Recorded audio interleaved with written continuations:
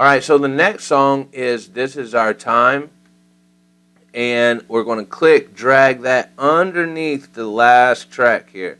Now you see you don't have a lot of space, but there's that little black line that pops up right there. You're just going to put that right down there. Now everything, I don't know why it does this, but everything automatically goes to the beginning of this whole deal. So we're just going to hold this, and you want to make sure that when you let go, that all the tracks are lining up with where they're supposed to be. So you see how click track right here where my mouse is at, it's on that same track that says click track. So we're just going to release it right here, and it's not lined up with this right now, but we'll fix that right now. I'm going to zoom in so I can see my little lines better, and right up here I'm going to right click. I'm going to insert time signature, and right there I believe this song is 4/4, so I already have it pulled up here. Yep, it's 4/4 at 128 BPMs. So right here I'm going to right click, edit time signature, change this to 4/4, and that really helps Ableton be able to line everything else up the way it needs to be lined up as well. So we're going to just drag this over to right there. See that? Now we're good to go. And while we have everything highlighted already, we're going to come down here to Beats, change this to Complex Pro, and then warp it. Once you click warp, it's basically done. Okay?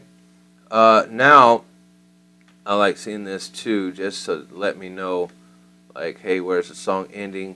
Because sometimes, just like we had to shorten up the ending of this stuff because it was just so much dead space or whatever, sometimes a song can be so long that we actually have to finish dragging this out. If you don't see some dead space at the end of these audio tracks, then you need to highlight everything and drag everything out. So you just click where you see that little staple looking deal when you have everything highlighted, and you just drag it all out just like you do like this, you do like that.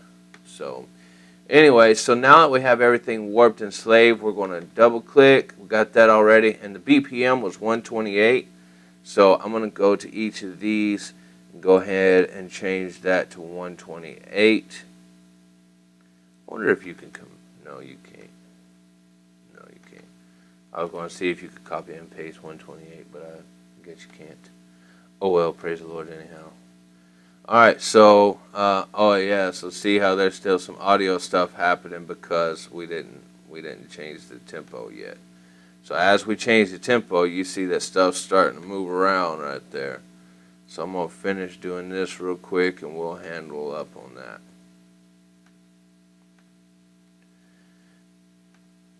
I know this part is actually kind of time consuming in a sense of like, oh man, I got to change the tempo and all this stuff and blah, blah, blah, blah, blah, you know, and it's just important that you do, because not everything ends up lining up the way it's supposed to if you don't. So, and I'm just, because the 1 and 2 and 8 are spread across, I'm just hitting enter on my way down from everything. Alright, last one. And the one thing I like to do as well is just kind of, now when you use the arrows, sometimes it'll bump all the way to the top, so you just go down. And I just go down and I'm looking at the BPMs, make sure they're all 128, and they are.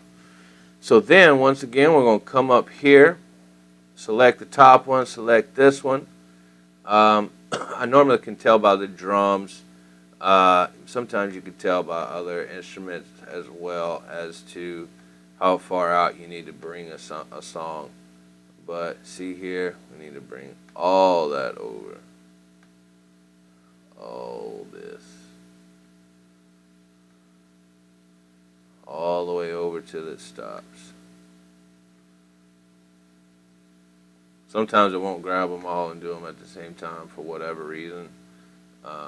So you just have to grab them like that. Anyways. Alright, so now we're going to tell Ableton once again, alright, hey, we want you to follow this track, Ableton. So we're going to click track, and we're going to make that the master. So everything else is slave to this master track here. So now when we play this, 1, 2, 1, 2, 3, 4.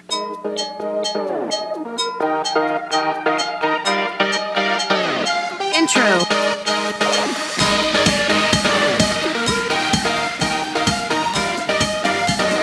Verse. anyways, so yeah. So that's your first two songs. As far as putting them in here, having them set up and everything, those are done.